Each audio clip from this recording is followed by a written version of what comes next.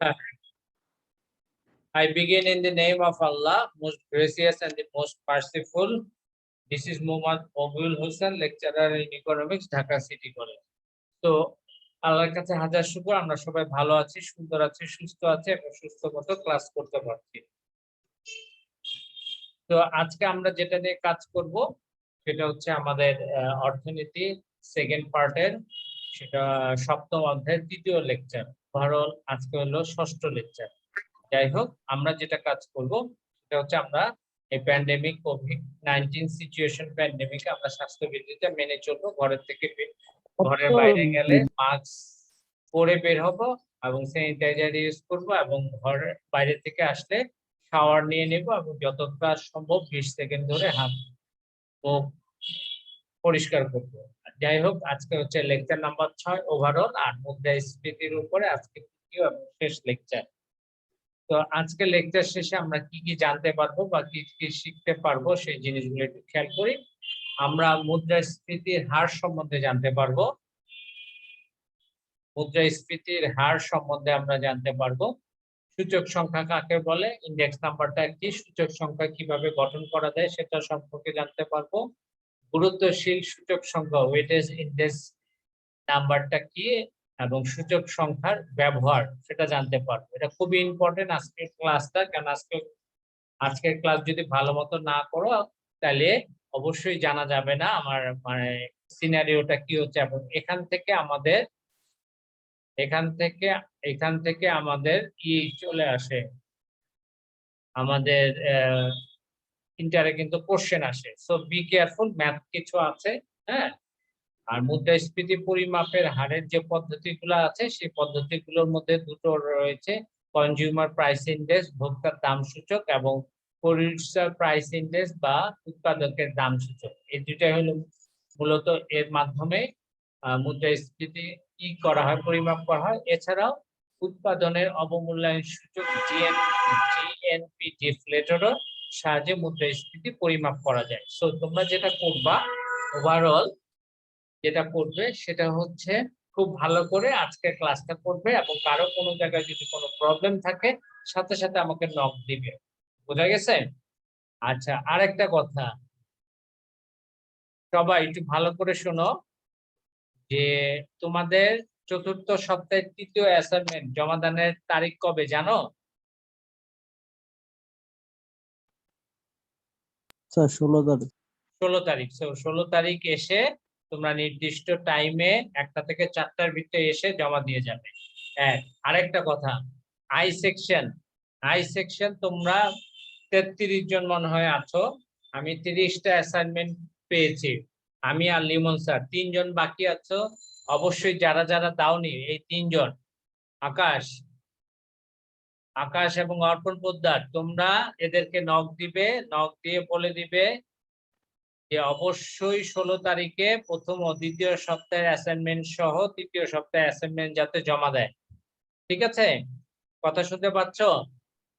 Sir ওই 3 জন কে কে আমরা তো স্যার জানি না। আচ্ছা, তোমরা জানো না, আমি রোলটা দিয়ে দিব, রোল কোড যাই বলো আমি রোলটা দিয়ে দিব এবং তোমরা নক দিবে এবং বলে দিবে যে 3 জন যারা জমা দাওনি এখন প্রথম ও দ্বিতীয় সপ্তাহে অ্যাসাইনমেন্ট, তারা কিন্তু ফার্স্ট ইয়ার থেকে সেকেন্ড ইয়ারে উঠতে গেলে সমস্যায় পড়ে যাবে। ঠিক আছে? আর অবশ্যই 16 তারিখে এসে যাতে জমা দিয়ে যায়, প্রথম কথা হচ্ছে এটা। ওকে? আর তোমাদের ইউটিউব লিংক কিন্তু আমি দিয়ে দিছি, পেয়েছো না অ্যাসাইনমেন্টের উপরে? তো ওটা দেখে অ্যাসাইনমেন্টটা করে ফেলবে। ঠিক আছে? আচ্ছা, যাই হোক, এখন আমরা চলে যাচ্ছি আমাদের আজকের লেকচারে। তো আজকের আমাদের যেটা আলোচ্য বিষয় সেটা হচ্ছে মুদ্রাস্ফীতি পরিমাপ। মুদ্রাস্ফীতি কিভাবে আমরা পরিমাপ করব সেটা সম্পর্কে আমরা আজকে বিস্তারিত আলোচনা করব। তো দেখো, মুদ্রাস্ফীতি একটি দেশের অর্থনীতিতে ইতিবাচক এবং নেতিবাচক উভয় ধরনের প্রভাব ফেলে। তাই মুদ্রাস্ফীতির পরিমাপ একটা দেশের অর্থনীতির জন্য খুবই গুরুত্বপূর্ণ। কি বলেছে একটু ভালো করে খেয়াল করো, যে মুদ্রাস্ফীতি একটা দেশের জন্য পজিটিভ এবং নেগেটিভ উভয় ধরনের প্রভাব ফেলে। তাই মুদ্রাস্ফীতির পরিমাপ একটি দেশের অর্থনীতির জন্য খুবই গুরুত্বপূর্ণ। মুদ্রাস্ফীতির পরিমাপের জন্য প্রথমে সূচক সংখ্যা গঠন সম্পর্কে জানতে হবে। এখন কথা হচ্ছে যে স্যার সূচক সংখ্যাটা কি, একটু খেয়াল করো আসছি।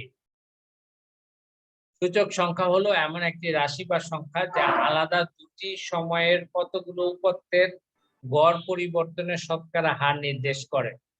আমি আবার বলছি, সূচক সংখ্যা হচ্ছে এমন একটি রাশি বা সংখ্যা যা আলাদা দুটি সময়ের, ধরো এই বছর এবং আগের বছর, এই 2 বছরে কিছু ডেটা থাকবে, সেই ডেটার গড় পরিবর্তনের শতকরা হার নির্দেশ করে। আমি বুঝাবো, যখন অঙ্ক করতে আসবা তখন তোমরা বুঝে যাবা, ঠিক আছে? তো অন্যভাবে বলা যায় যে একটি নির্দিষ্ট সময়ের গড় মূল্য এবং অন্য কোনো ভিত্তি বছরের গড় মূল্যের পার্থক্যকে শতাংশ রূপে প্রকাশ করায় যে সংখ্যাবাচক পদ্ধতি তাকে সূচক সংখ্যা বলে। মানে একটা নির্দিষ্ট বছরে সময়ের গড় মূল্য, ধরো এই বছরের গড় মূল্যটা আমি বের করলাম, অন্য কোনো ভিত্তি বছর বলতে কি বোঝায়? যে বছরে প্রাইসের বা মূল্যের ওঠানামাটা কম, ঠিক আছে? সেটা হতে পারে আগের বছর, হতে পারে 2 বছর আগের বছর, হতে পারে 5 বছর আগের বছর, হতে পারে 10 বছরের আগের বছর। তো যে বছরে মূল্যের উঠানামাটা কম, ফ্লাকচুয়েশনটা কম, সেই বছরের মূল্যকে ভিত্তি বছর বলে। সো একটা নির্দিষ্ট সময়ের গড় মূল্য এবং ভিত্তি বছরের গড় মূল্যের কত পার্থক্য হলো সেটাকে যদি আমি শতকরা রূপে প্রকাশ করি, তাই সেটাকে সূচক সংখ্যা বলা হয়। অধ্যাপক ব্লেয়ারের মতে সূচক সংখ্যা হলো একটি বিশেষ বৈশিষ্ট্যপূর্ণ গড়, ইন্ডেক্স নাম্বার আর স্পেশালাইজড টাইপ অফ এভারেজ। অধ্যাপক ক্রক্সটন এন্ড কাউজেন এর মতে সূচক সংখ্যা হলো পারস্পরিক সম্পর্কযুক্ত কতগুলো বিষয়ের পার্থক্যের ব্যবধান পরিমাপ করার কৌশল। অতএব বলা যায় যে কোন একটি আদর্শ সময় বা অবস্থানকে ভিত্তি করে এর সময় বা অবস্থানের সাপেক্ষে অন্য কোনো সময়ে বা অবস্থানে কোনো অর্থনৈতিক রাশিমালা, যেমন মূল্য, উৎপাদিত পণ্যের পরিমাণ ইত্যাদির পরিবর্তিত অবস্থাকে শতকরায় প্রকাশ করলে যে বিশুদ্ধ সংখ্যা পাওয়া যায় তাকে সূচক সংখ্যা বলে। কি বলছি? সূচক সংখ্যা বলতে মূলত বলতেছে একটা নির্দিষ্ট সময়ের গড় থেকে ভিত্তি বছরে যে সময়ের থাকবে, ভিত্তি বছরের যে দামি স্তরের যে গড়, এই দুই গড়ের পার্থক্য বের করে সেটাকে শতকরা হারে রূপান্তরিত করলে সেটাকে সূচক সংখ্যা বলা হয়। হ্যাঁ, দেখো আমি এখানে কিছু জিনিসগুলো ইলাবোরেটলি দিয়েছি। ভিত্তি বছর বলতে কি বুঝো? পূর্ববর্তী যে বছরের দাম স্তরের সাথে বর্তমান বা পরবর্তী বছরের দাম স্তরের তুলনা করা হয় তাকে ভিত্তি বছর বলা হয়।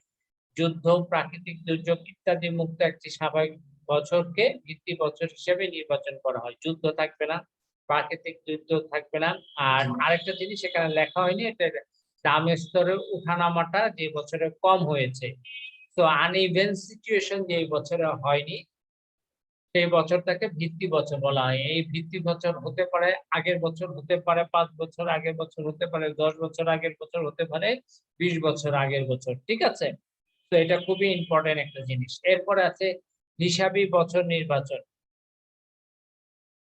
ভিত্তি বছরের দ্রব্য মূল্যের সাথে যে বছরের দ্রব্য মূল্যের তুলনা করা হয়। ধরো আমি 2010 সাল ভিত্তি বছর, 2021 সাল, সো 2021 সালের আমি দ্রব্য মূল্যের তুলনা করব। সো 2021 সালকে বলা হবে হিসাবি বছর বা অ্যাকাউন্টিং ইয়ার বলা হয়।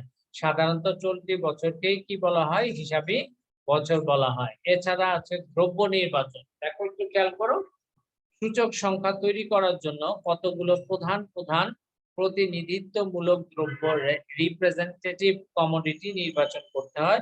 অর্থাৎ নির্বাচিত দ্রব্যগুলো সমাজের বেশিরভাগ মানুষ ভোগ করে এমন হওয়া প্রয়োজন, ঠিক আছে? তো যেটা সমাজের বেশিরভাগ মানুষ ভোগ করে না সেটাকে নিয়ে কাজ করলাম, তাহলে কাজ আমাদের হবে না, আমরা ঠিকঠাক রেজাল্ট পাবো না। এছাড়া আছে দ্রব্যের দাম। নির্বাচিত দ্রব্যগুলোর পাইকারি দাম সংগ্রহ করতে হবে। এক্ষেত্রে ভিত্তি বছর এবং আলোচ্য বছরের প্রতিনিধিত্বমূলক পাইকারি দাম সংগ্রহ করে একটি তালিকা প্রস্তুত করতে হবে। তো যেমন 3টা দ্রব্য নিই, চাল, ডাল, তেল, এই ক্ষেত্রে এই বছরের দাম নিব, ভিত্তি বছরের দাম দিব, সেটা পরিমাণ দিয়ে গুণ করে যোগ করে বর্তমানটার সাপেক্ষে ভিত্তি বছরেরটা বিয়োগ দিয়ে কত পার্সেন্ট বাড়ছে বা কমছে সেই উপর বেস করে কিন্তু আমার মুদ্রাস্ফীতিটা কাউন্ট করতে হবে। ঠিক আছে? আর মুদ্রাস্ফীতি হতে গেলে অবশ্যই বাড়বে, ভিত্তি বছরের তুলনায় দাম স্তরটা বাড়বে। আমি ম্যাথ করাতে গেলে তোমরা এই জিনিসটা বুঝে যাবে। আর কারো কোনো জায়গায় যদি এই সমস্যা থেকে থাকে, কোনো সমস্যা না, জাস্ট রেইজ হ্যান্ড করবে, হ্যান্ড করে দেন আমি ফ্লোর দিব, ফ্লোর দিলে তোমরা কোশ্চেন করতে পারো, কোনো সমস্যা নাই। ভিত্তি ও হিসাবি উভয় বছরের দ্রব্যের দাম পৃথকভাবে হিসাব করে দ্রব্য সংখ্যা দ্বারা ভাগ করে গড় দাম নির্ণয় করা যায়। ভিত্তি বছর এবং বেজ ইয়ার আর অ্যাকাউন্টিং ইয়ারের দ্রব্যের দাম আমি পৃথকভাবে হিসাব করে দ্রব্য সংখ্যা দ্বারা ভাগ করে গড় দাম নির্ণয় করা হয়। আরেকটা হচ্ছে আপেক্ষিক দাম নির্ণয় বা দাম শতকরা হিসাবে প্রকাশ। ভিত্তি বছরের প্রতিটি দ্রব্যের দাম 100 এর সমান ধরে হিসাবি বছরে সেসব দ্রব্যের দাম উল্লেখপূর্বক ভিত্তি বছরের তুলনায় প্রত্যেকটির দাম শতকরা কত পরিবর্তন হয়েছে তা উল্লেখ করতে হবে। একটু খেয়াল করো, একটা ম্যাথ দিয়েছি, সিম্পল একটা ম্যাথ, খুবই মজার একটা ম্যাথ। এই ম্যাথটা একটু দেখো, দেখলেই তোমরা মোটামুটি বুঝে যাবে যে আসলে বিষয়টা কি। হ্যাঁ, একদম সিম্পল একটা ম্যাথ। দেখো, সূচক সংখ্যা গঠন পদ্ধতি, প্রত্যেককে একটু ভালো করে খেয়াল করো। সূচক সংখ্যা গঠন পদ্ধতি, উদাহরণ ভিত্তি বছর ধরেছি 2010 আর অ্যাকাউন্টিং ইয়ার কারেন্ট ইয়ার মানে বর্তমান বছর ধরেছি 2018। একটু খেয়াল করো, আমি কয়টা দ্রব্য ধরেছি? আমি চাল ধরেছি, ডাল ধরেছি, আলু ধরেছি, চিনি ধরেছি, চারটা দ্রব্য নিয়েছি। দ্রব্যের দাম, ভিত্তি বছরের দ্রব্যের দাম ধরে নিলাম চাল 200 টাকা প্রতি মণ, ডাল 180 টাকা প্রতি মণ, আলু 125 টাকা প্রতি মণ, চিনি 500 টাকা প্রতি মণ। এটা হলো ভিত্তি বছরের দাম স্তর। ঠিক আছে?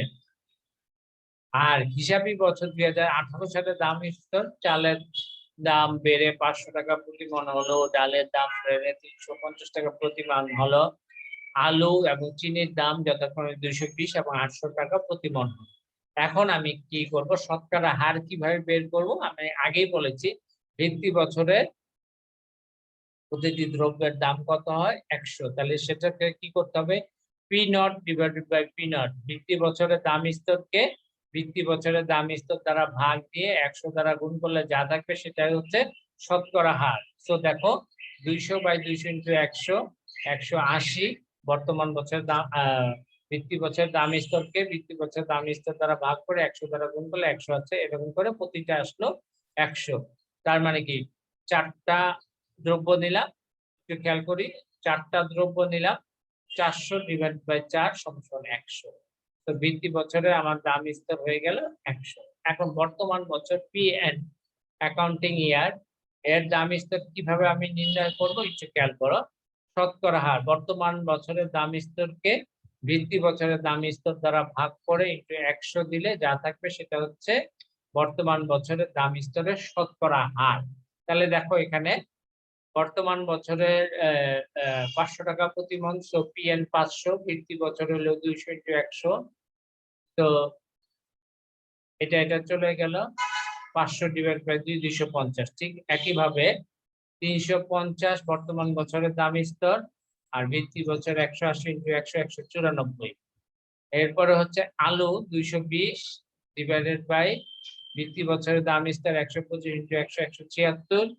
আর চিনি হচ্ছে 800 ডিভাইড বাই 500 ইন্টু 100, 160। তাহলে এখন এই সমস্ত জিনিসগুলো, এই চারটা দ্রব্যের দাম আমরা যোগ করব, 250, 196, 176, 160 যোগ করে 4 দ্বারা আমি কি করব? যোগ করে আমি 4 দ্বারা কি করব? ভাগ করব। 4 দ্বারা আমি ভাগ করব, ভাগ করলে কত হচ্ছে? 195 হচ্ছে। সো দেখো, ভিত্তি বছরের দাম স্তর এই 4টারে 400 দ্বারা যোগ করে 400 ডিভাইড বাই 4, 100, 195। তাহলে বাড়লো কত? 150, 100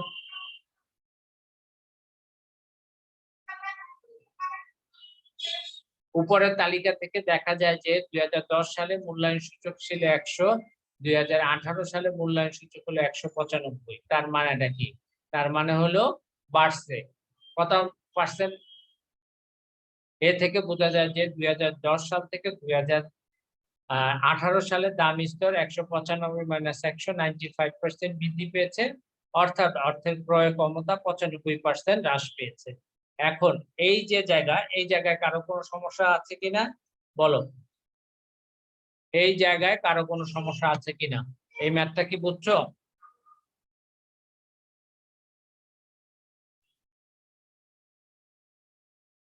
অর্পণ, আকাশ, এখানে কারো কোনো সমস্যা থাকলে বলো। আছে কারো কোনো সমস্যা? কুইক। জি স্যার, বুঝছি স্যার।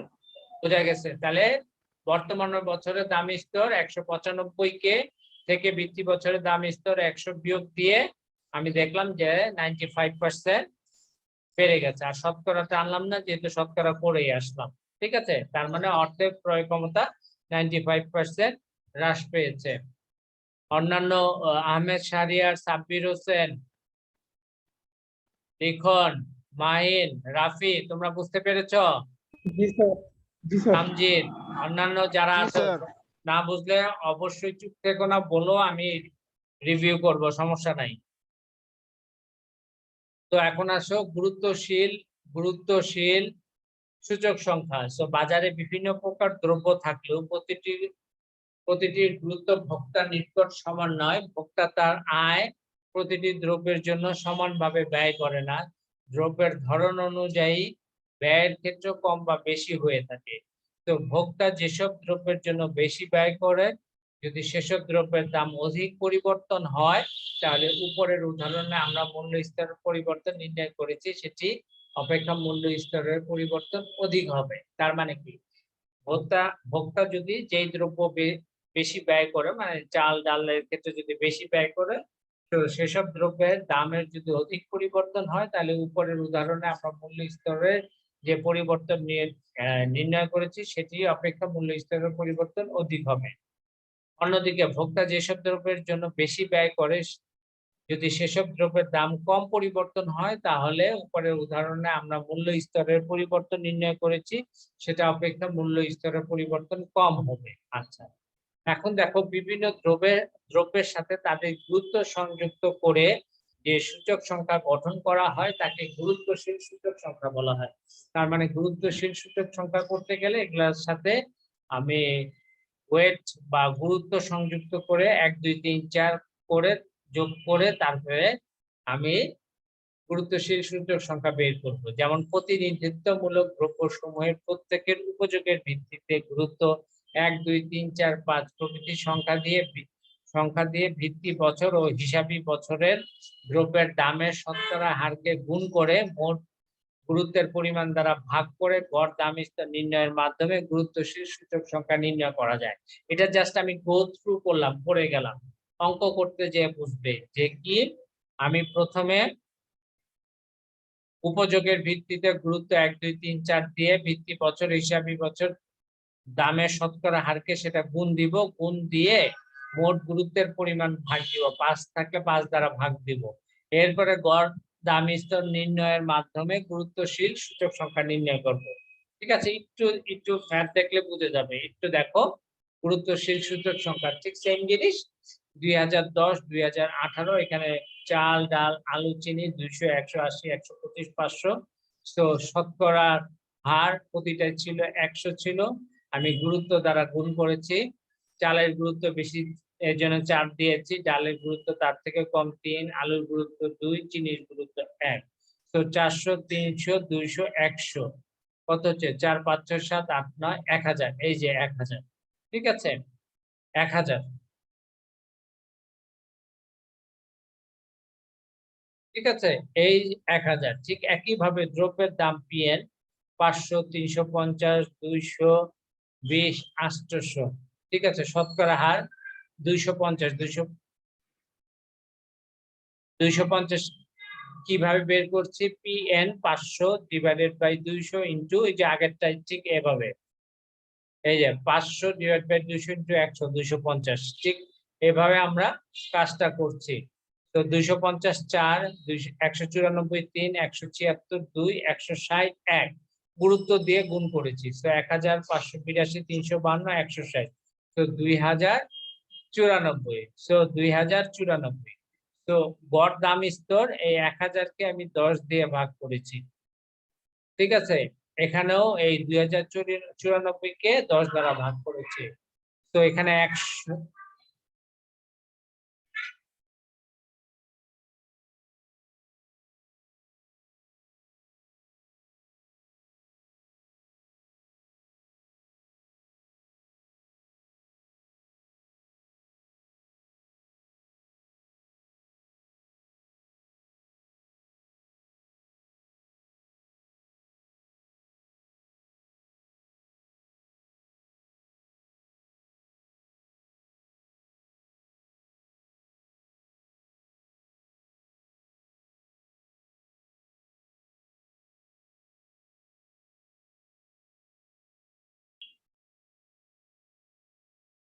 তো এখানে দেখো যে এই যে গড় দাম স্তর 2000 ভিত্তি বছরের ছিল 100 এবং বর্তমান বছরের গড় দাম স্তর হচ্ছে 209.4। তার মানেটা কি?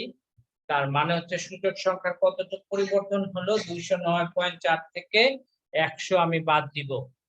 এই সূচক সংখ্যা নির্ণয় দ্রব্যের সংখ্যা দ্বারা ভাগ না করে গুরুত্বের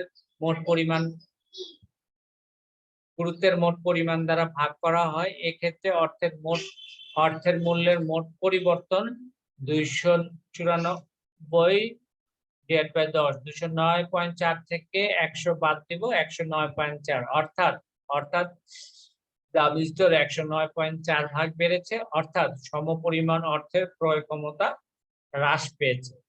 তো এখানে গুরুত্ব দ্বারা প্রথমে আমরা গুণ করেছি, গুণ করে ঠিক একইভাবে আমরা 2000 ভিত্তি বছরের শতকরা হার ইনটু গুরুত্ব দিয়ে বের করলাম 1000। ঠিক একইভাবে হিসাবি বছরের এরকম যোগ করলাম, শতকরা হারকে গুরুত্ব দ্বারা গুণ করে যোগ করে এরপরে আমরা গড় দাম স্তর বের করলাম। এখানে হচ্ছে 2094, এখানে হলো 1000। তো গড় দাম হচ্ছে 1000 ডিভাইড বাই 10 100, আর 2018 সাল হচ্ছে 2094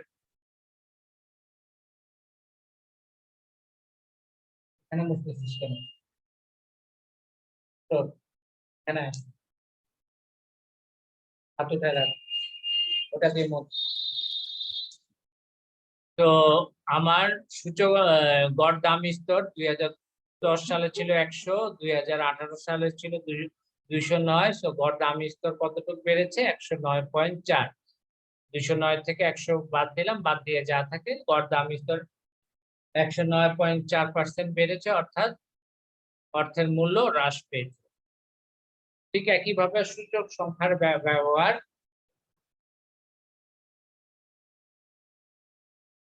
অর্থনীতিতে অর্থের মূল্য পরিবর্তনের পরিমাণ, ভোক্তার প্রকৃত আয় নির্ণয়, মুদ্রার ক্রয় ক্ষমতা পরিমাপ, মুদ্রাস্ফীতি, মুদ্রা সংকোচনের মাত্রার পরিমাপ, মজুরি ও দামের মধ্যে সামঞ্জস্য পরিমাপ, যেমন মহার্ঘ ভাতা নির্ধারণ, নতুন পে স্কেল পুনর্নির্ধারণ, বৈদেশিক বিনিময় হারের স্থিতিশীলতা রক্ষা, অর্থনৈতিক অবস্থার তুলনা বিচারে সূচক সংখ্যার ধারণা ব্যবহার করা হয়। তো সূচক সংখ্যা কোন কোন জায়গায় ব্যবহার করা হয় তোমরা একটা ধারণা পেলে। মুদ্রাস্ফীতি পরিমাপে বিভিন্ন ধরনের সূচক রয়েছে। এটা হচ্ছে ভোক্তার দাম স্তর, কনজিউমার প্রাইস ইন্ডেক্স, যেটাকে সিপিআই বলে, উৎপাদকের দাম স্তর বা প্রোডিউসার প্রাইস ইন্ডেক্স, সেটাকে পিপিআই বলে, অব্যক্ত অবমূল্যায়ন সূচক ইমপ্লিসিট প্রাইস ইন্ডেক্স বা আইপিআই বলে, যেটাকে জিএনপি ডিফ্লেটর বা জিএনপি অবমূল্যায়ন সূচক বলে। এগুলো হলো মেইন। এছাড়াও চতুর্থ হচ্ছে কর্মসংস্থান ব্যয় সূচক, ইন্টারন্যাশনাল প্রাইস প্রোগ্রাম, দি ডিজিটাল কারেন্সি ইন্ডেক্স, ডিসিআই, জীবনযাত্রার ব্যয় সূচক, অনেক পদ্ধতি রয়েছে। তো ডিসিআই হলো দা ডিজিটাল কারেন্সি ইন্ডেক্স, হলো 30টি গুরুত্বপূর্ণ ডিজিটাল মুদ্রার গুরুত্বশীল সূচক সংখ্যার গড়, যার মাধ্যমে বৃহত্তর বাণিজ্যের ক্ষেত্রে বিনিময় সম্পাদিত হয়। এর সাহায্যে মুদ্রার মান পরিমাপ করা যায়, আবার অনেকে সুদের হার দ্বারা ব্যবসা ও ভোক্তাদের মুদ্রাস্ফীতি সম্পর্কে কি করে থাকে, মন্তব্য করে থাকে। এখন আমরা যেটা দেখব যে ভোক্তার দাম সূচক বা কনজিউমার প্রাইস ইন্ডেক্স কিভাবে নির্ণয় করা যায়। ঠিক আছে, একটু খেয়াল করো। মুদ্রাস্ফীতি পরিমাপ করার জন্য ভোক্তার দাম সূচক সিপিআই কনজিউমার প্রাইস ইন্ডেক্স বেশি ব্যবহার লক্ষ্য করা যায়। নির্দিষ্ট দ্রব্যের গুচ্ছ ক্রয়ের ক্ষেত্রে যে ব্যয় হয় তা পরিমাপ করা হয় ভোক্তার দাম সূচক দ্বারা। সাধারণত কোনো প্রতিনিধিত্বমূলক এলাকায়, যে এলাকায় মানুষ সাধারণ দ্রব্য ভোগ করে, বিলাস দ্রব্য নয়, ভোক্তারা যেসব দ্রব্য সামগ্রী ক্রয় করে তাদের প্রতিনিধি হিসেবে সেই নির্দিষ্ট দ্রব্যের গুচ্ছ মূল্য নির্বাচন করা হয়। উদাহরণ, ভিত্তি বছরের দাম স্তরকে 100 এবং ভিত্তি বছর হলো 2016 ধরছি, যেটাকে প্রকাশ করা হচ্ছে। চলতি বছর হচ্ছে 2018, যেটাকে এন দ্বারা প্রকাশ করা হচ্ছে। দাম হচ্ছে পি, পরিমাণ হচ্ছে কিউ ধরে দ্রব্য সামগ্রীর খুচরা মূল্য বিবেচনায় মুদ্রাস্ফীতির হার পরিমাপ করে দেখানো হলো। একটু খেয়াল করো, আমরা যেটা ধরেছি ভোগ্য দ্রব্যের দাম চাল, ডাল, আলু, ভিত্তি বছর হলো 2016। ভিত্তি বছরের পরিমাপটা আমি দ্রব্যের পরিমাণটা আমি দিয়ে দিচ্ছি, দেখো 40, 30, 25।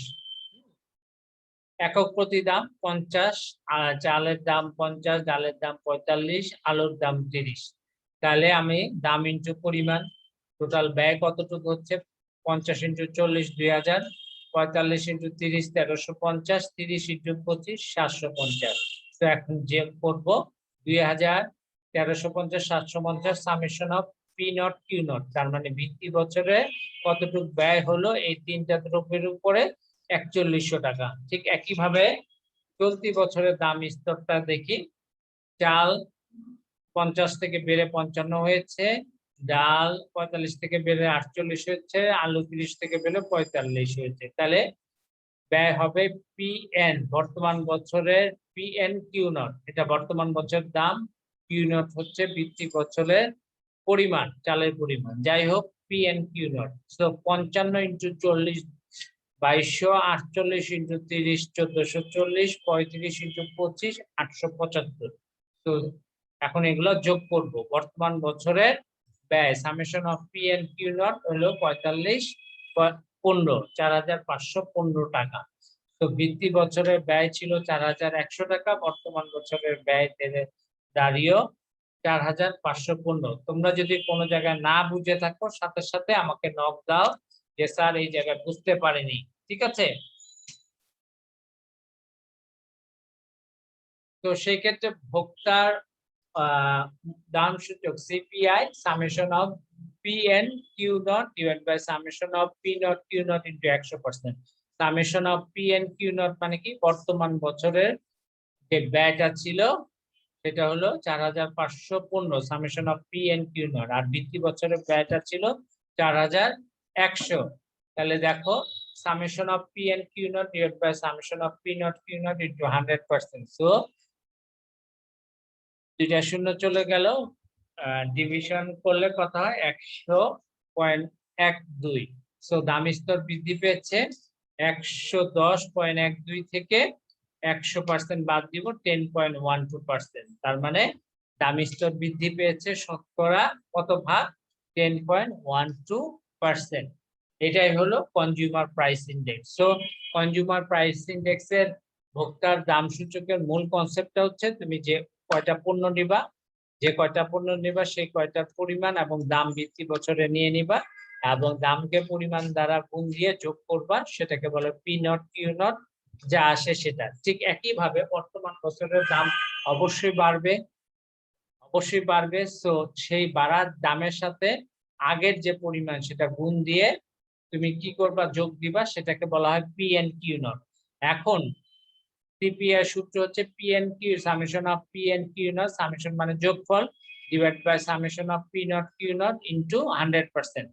ঠিক আছে, ইনটু 100%। তাহলে 110 যাই আসুক, 100 150 200 যাই আসুক, সেটা 100 থেকে বিয়োগ দিলে বোঝা যাবে যে দাম স্তর কত % বেড়েছে। এখন তোমরা কি এটা বুঝতে পারছো?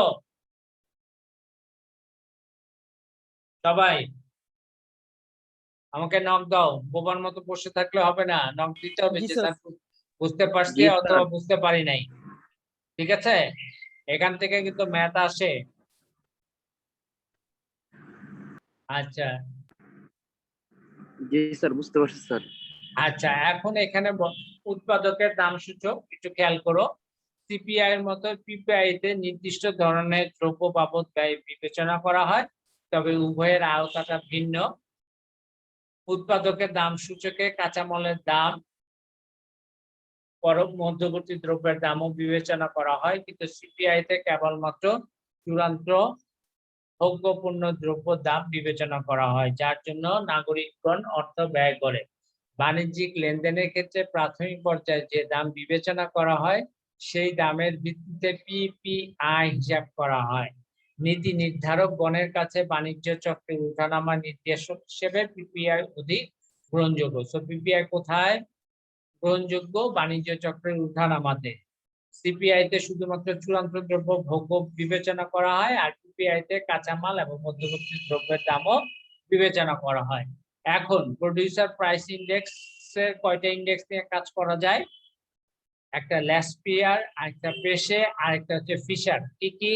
আমি আবার বলছি, ল্যাসপিয়ার, পেশে এন্ড ফিশার। সূত্রগুলো হচ্ছে summation of P N Q naught divide by P naught Q naught into 100%, এটা সিপিআই এর মতো। আরেকটা হচ্ছে summation of P N Q N divide by summation of P naught Q N into 100%। আর Laspeyres এর সূচক হচ্ছে 100 into root over summation of P N Q naught divide by P naught Q naught into summation of P N Q N divide by summation of P naught Q N. এখন বলবো যে sir এগুলা সবগুলো লাগবে কিনা। হ্যাঁ, এটা ল্যাসপিয়ারের পরিমাণ সূচক এটা এনেছি, আর পেশের পরিমাণ সূচক নিয়ে হয়েছে ফিশার। ফিশারের আদর্শ সূচক, এখানে পি নট হচ্ছে ভিত্তি বছর, পি নট হচ্ছে ভিত্তি বছরের পরিমাণ, আর পি নট ভিত্তি বছরের দাম, পি এন হচ্ছে চলতি বছরের দাম, কিউ এন হচ্ছে চলতি বছরের পরিমাণ। এখন আসুন উৎপাদকের দাম স্তর। সবাই উৎপাদকের দাম স্তর, এটা সবাই ওটা দাও। উৎপাদকের যে দাম স্তরটা রয়েছে, এই উৎপাদকের দাম সূচক, সরি, সেটা আমরা দুইটা দ্রব্যের ক্ষেত্রে একটু দেখি, তুলা এবং সুতা। ভিত্তি বছর তুলার পরিমাণ 5, সুতার পরিমাণ 3, দাম হচ্ছে 8, তুলার দাম 8 আর সুতার দাম হচ্ছে 15। তো বর্তমান বছরের পরিমাণ 6, সুতা হলো 4, বর্তমান বছরের দাম 12, সুতা হলো 20। তার মানে কি, আগে কি ছিল? পরিমাণটা সেম ছিল, দাম চেঞ্জ হয়েছে। এবার পরিমাণও চেঞ্জ হচ্ছে, দামও চেঞ্জ হচ্ছে, এটা মনে রাখবে। কনজিউমার ভোক্তার মূল্যায়ন সূচকে পরিমাণটা সেম ছিল, দাম চেঞ্জ হয়েছে, কিন্তু উৎপাদকের ক্ষেত্রে কি হচ্ছে? পরিমাণও চেঞ্জ হয়েছে, দামও চেঞ্জ হয়েছে। এখন দেখো, ভিত্তি বছরের ব্যয় পি নট কিউ নট। ভিত্তি বছরের ব্যয়টা কত হচ্ছে?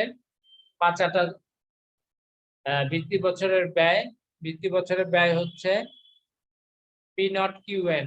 পি নট কই? এই যে পি নট কিউ এন, 6 8 48, 4 15 60। আবার বর্তমান বছরের ব্যয়টা কি হচ্ছে? পি এন কিউ নট, 5 12, হ্যাঁ, P N Q N, sorry, P N Q N. তো পি এন হচ্ছে এইটা, আর কিউ এন হচ্ছে এটা। 6 12 72, 4 20 80। তো এটা একটু মনে রাখতে হবে তোমাদেরকে ঠিকই। তো প্রথমে হচ্ছে ভিত্তি বছরের ব্যয়। ভিত্তি বছরের ব্যয় হচ্ছে পি নট কিউ এন, আর বর্তমান বছরের ব্যয় হচ্ছে পি এন কিউ এন। তো এটা আমি যোগ করলাম, summation of P naught Q N 108, আর বর্তমান বছরের 72 80 যোগ করলে 152। তো বর্তমান বছরের ব্যয়টা উপরে যাবে, ভিত্তি বছরের ব্যয়টা নিচে আসবে, ইন্টু 100। So 152 by 108 into 100, 140.74%। এটা 100 থেকে বিয়োগ দিলে হবে 40.74%, অর্থাৎ দাম স্তর 40% বৃদ্ধি পেয়েছে। আচ্ছা, এটা কি সবাই বুঝেছো? বোঝা গেছে এটা উৎপাদকের দাম সূচক? জি স্যার। আচ্ছা, কেউ যদি না বুঝতে পারো আমাকে বলতে পারো। আর তোমরা অবশ্যই আগের দিন লেকচার স্লাইডটা নামায় ফেলবে, নামায় ফেলে প্রিন্ট আউট করে দেন জিনিসগুলা দেখবে। বইতে কিছু কিছু আছে, কিছু কিছু নেই, এগুলো অনেক ই করে দেওয়া, বের করা, ঠিক আছে? আর এখন কটা বাজে? 12:37। তোমরা 2 মিনিটের ভিতরে তোমাদের নাম, রোল, সেকশন, তারিখগুলা দিয়ে দাও, ঠিক আছে? তোমাদের নাম, রোল, সেকশন, পূর্ণ নাম দিবা, রোল নাম্বার, সেকশন দিবা। অবশ্যই সেকশনটা দিবে। পূর্ণ নাম্বার, পূর্ণ নাম, রোল এবং সেকশনটা দিয়ে ফেলো প্রত্যেকে।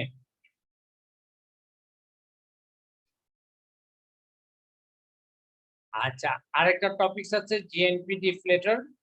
জিএনপি ডিফ্লেটরটা কি একটু খেয়াল করি। আর্থিক জিএনপি মানে জিএনপিটা ওই বছরের দাম স্তরের সাপেক্ষে নির্ণয় করে, ঠিক জিএনপি কে বৃদ্ধি বছরের দাম স্তরের সাপেক্ষে নির্ণয় করে ভাগ করে 100 দ্বারা গুণ করলে যা পাওয়া যাবে সেটাকে বলা হয় উৎপাদকের অবমূল্যায়ন সূচক। তো কোন দেশের বৃদ্ধি বছরের সাপেক্ষে বর্তমান বছরের আর্থিক জিএনপি 1000 টাকা এবং প্রকৃত জিএনপি 900 টাকা, তাহলে 1000 ডিভাইড বাই 900 ইন্টু 100, 111। সো মুদ্রাস্ফীতির পরিমাণটা কি হলো? বেড়ে গেল, কেননা 111 মাইনাস 111%। আমি বলছি জিএনপি ডিফ্লেটর মানটা কি? জিএনপি ডিফ্লেটর হচ্ছে আর্থিক জিএনপি ডিভাইড বাই প্রকৃত জিএনপি ইনটু 100। আর্থিক জিএনপি কিভাবে আমরা বের করব? কোন দেশের জিএনপি কে যদি দাম ওই বছরের দাম স্তর দ্বারা গুণ দিলে তাহলে আর্থিক জিএনপি পাওয়া যায়, আর কোন বছরের জিএনপি কে যদি বৃদ্ধি বছরের দাম স্তর দ্বারা গুণ দিই তাহলে প্রকৃত জিএনপি পাওয়া যায়। এই আর্থিক জিএনপি কে প্রকৃত জিএনপি দ্বারা ভাগ দিয়ে ইনটু 100 করলে আমরা কি পাওয়া যায়? উৎপাদনের অবমূল্যায়ন সূচক, ঠিক আছে? হ্যাঁ, তোমরা সবাই দিয়েছো? আগে যারা অ্যাটেন্ডেন্স দিয়েছো বর্তমানে ক্লাসে আছো তারাও অ্যাটেন্ডেন্স দিয়ে ফেলো, আগেরটা কাউন্ট হবে না, বারবার বলছি। তো আমরা যেটা কাজ করি, মুদ্রাস্ফীতি সর্বদা খারাপ নয়, এটা তোমাদের বাড়ি কাজ থাকবে, বুঝিয়ে লেখো। আর দলীয় কাজ থাকবে যে একটি কল্পিত তালিকা থেকে উৎপাদকের মূল্য সূচক বা পিপিআই বের করো। পিপিআই এর ক্ষেত্রে তোমরা ল্যাসপিয়ার, স্পেসে বা ফিশার যে কোনো একটা বের করতে পারো, সমস্যা নেই। এছাড়াও রয়েছে ডিসিআই, কোথায় পরিমাপ করা হয়? এসডিজি, জিডিপি, মুদ্রাস্ফীতি, দারিদ্র্য পরিমাপে আর্থিক জিএনপি বাই প্রকৃত 100 সূত্রটি কি নির্দেশ করে? জিএনপি অবমূল্যায়ন সূচক, ঠিক আছে? এরপরে আসো বহুপদী সমাপ্তি সূচক। সামগ্রিক চাহিদা বৃদ্ধির নিয়ামক হলো কখন সামগ্রিক চাহিদা বৃদ্ধি পায়? অর্থের যোগান বৃদ্ধি অবশ্যই, সরকারি ব্যয় বৃদ্ধি অবশ্যই, কর হার হ্রাস অবশ্যই, কারণ এইগুলো কর হার হ্রাস করে সবাই মানে সবার কাছে টাকা চলে আসে। তো 1, 2, 3 এটা ঘ হবে। হ্যাঁ,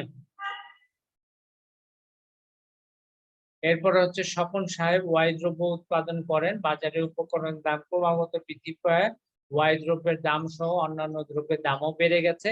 এর ফলে অর্থনীতিতে বিরূপ প্রতিক্রিয়া নিয়ন্ত্রণের জন্য সরকার সংকোচনমূলক রাজস্ব নীতি গ্রহণ করেছে। এখন উদ্দীপকে কোন ধরনের মুদ্রাস্ফীতি উল্লেখ করা আছে? যেহেতু ওয়াই দ্রব্য উৎপাদন করছে, বাজারে দাম বৃদ্ধি পাওয়া, ওয়াই দ্রব্যের দাম অবশ্যই চাহিদা বৃদ্ধিজনিত মুদ্রাস্ফীতি। মুদ্রাস্ফীতি নিয়ন্ত্রণে গৃহীত ব্যবস্থার হাতিয়ার গুলো কি কি? হাতিয়ার গুলো সংকোচনমূলক রাজস্ব নীতি। রাজস্ব নীতি কাকে বলে? সরকারের আয়, ব্যয় এবং ঋণ সংক্রান্ত নীতিমালা। তো ব্যাংক হার পরিবর্তন অবশ্যই সেটা করতে হবে। প্রগতিশীল খাতে ব্যয় হ্রাস করতে হবে। প্রগতিশীল